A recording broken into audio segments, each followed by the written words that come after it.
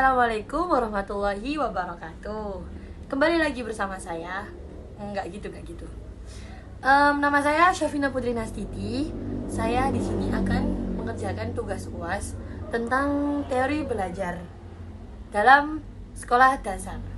Di sini saya akan menyebutkan NIM dan NIM 4130222020 dan dosen pengampunya yaitu Pak Nanto. Di sini saya akan menjelaskan tentang teori humanistik. Lanjut terus ya. Oh iya, saya dari prodi S1 Pendidikan Guru SD Universitas Nahdlatul Ulama Surabaya. Di sini saya masih semester 2 dan mau semester 3. Oke, doakan saya selalu ya guys. Oke, lanjut part 2. Lanjut penjelasan tentang teori humanistik. Teori humanistik adalah pendekatan psikologi yang menekankan pada pemahaman tentang potensi dan kebahagiaan seorang peserta didik. Jadi, teori humanistik ini tentang suatu hal positif seperti pertumbuhan pribadi dan realisasi diri. Pokoknya teori ini tuh berfokus aspek-aspek positif yang dimaksud itu seperti kebebasan, kreativitas anak dalam melakukan pembelajaran dan juga kebebasan anak dalam berekspresi untuk belajar.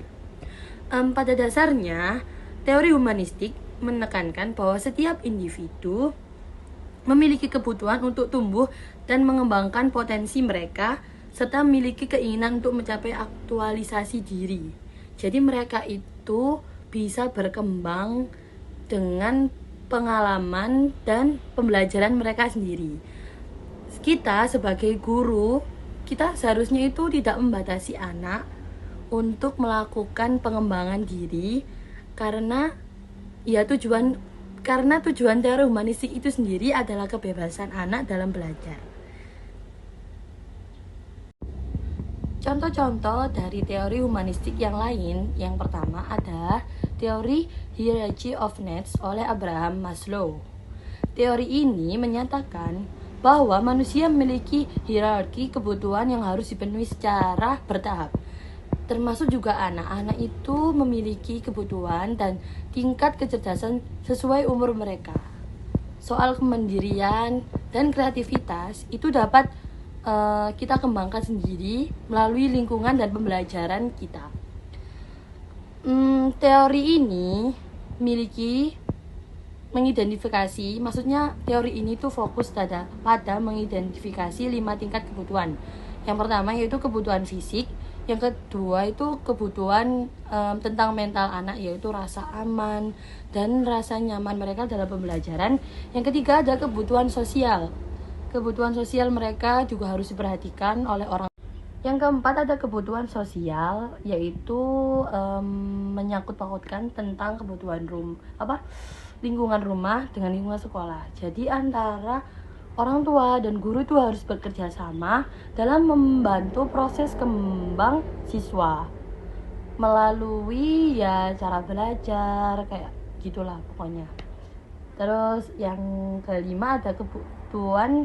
keempat ada kebutuhan penghargaan. Jadi seorang anak harus dikasih hadiah jika mencapai suatu keinginan yang sudah mereka capai. Jika seorang anak telah mencapai tujuan yang ingin mereka capai, maka orang tua harus memberi penghargaan atau suatu pujian yang memicu anak tersebut untuk selalu semangat dalam belajar. Termasuk juga termasuk teori humanistik.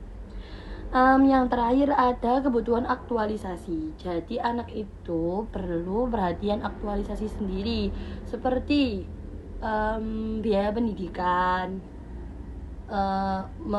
memfasilitasi segala pembelajaran yang dia suka, termasuk les, belajar mengaji, lalu perantaranya dia untuk belajar, seperti kayak sekolah kan butuh kayak kendaraan seperti sepeda ontel atau apa, itu nanti kita berusaha kayak memberikan dia gitu.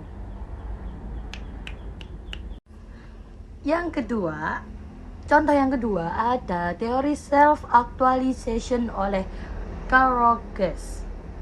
Ya nggak tahu ya kalau salah ya pengucapan saya. Lanjut, teori ini menekankan pada konsep aktualisasi diri, di mana individu berusaha mencapai potensi penuh mereka dengan jadi diri mereka sendiri.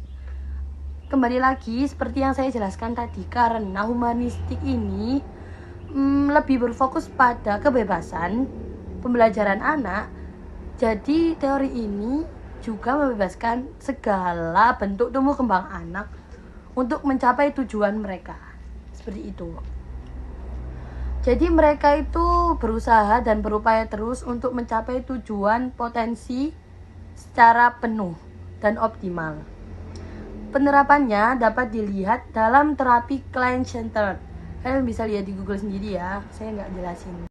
Contoh penerapannya di mana terapis memberikan kondisi penerimaan, empati, dan pengertian tanpa syarat kepada klien, sehingga memungkinkan klien itu maksudnya siswa ya guys, memungkinkan siswa untuk mengeksploitasi diri mereka sendiri dan tumbuh secara pribadi. Jadi mereka lebih memikirkan, oh aku sukanya kayaknya di musik deh, jadi kayak kita itu aku mau belajar musik aja dulu deh, ngono. Ya seperti itulah pokoknya.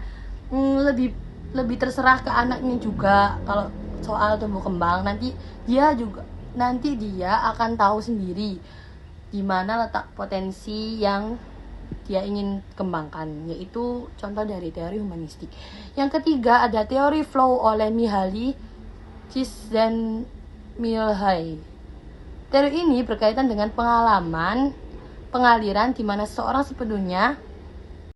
Contoh yang keempat yaitu teori D dalam atau teori D inside oleh Carl Rogers.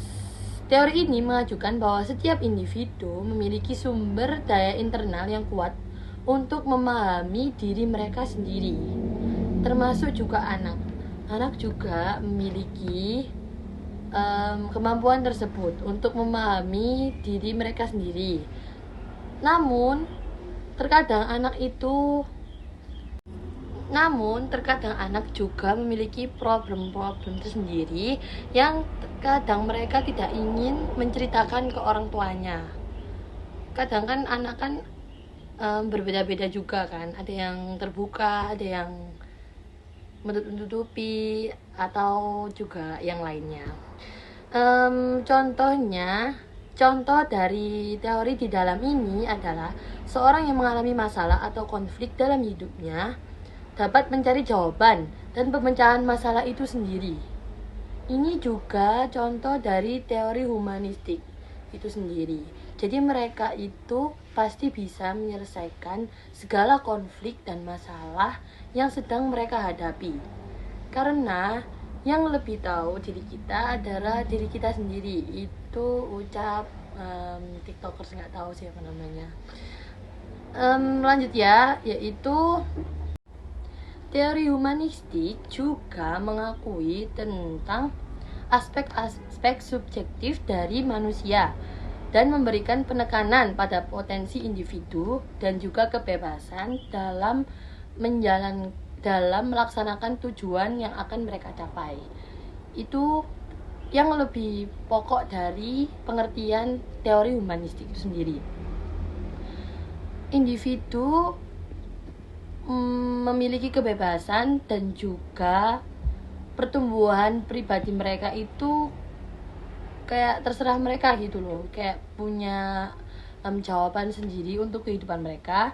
Yang terakhir yaitu memiliki keunikan dan kreativitas manusia. Jadi teori humanistik itu berfokus hanya kepada kebebasan dan juga bagaimana cara anak atau manusia. Jadi, kesimpulan yang saya dapatkan, teori humanistik adalah salah satu pendekatan atau aliran dari psikologi yang menekankan kehendak bebas, pertumbuhan pribadi, kegembiraan, dan kesempatan untuk diri sendiri mengekspresiasikan suatu keputusan yang mereka ingin capai. Lalu kemampuan untuk pulih kembali setelah mengalami ketidakbahagiaan itu juga diajarkan oleh teori humanistik, serta keberhasilan dalam merealisasikan potensi manusia. Yang terpenting teori humanistik itu pokoknya tentang sebuah kebebasan untuk mencapai tujuan utama mereka melalui apapun itu masalah dan kendala mereka dalam berproses. Sekian dari saya, Syafina Putri Nastiti. Jangan lupa like, komen, dan subscribe. Sampai jumpa. Wassalamualaikum warahmatullahi wabarakatuh. Dadah.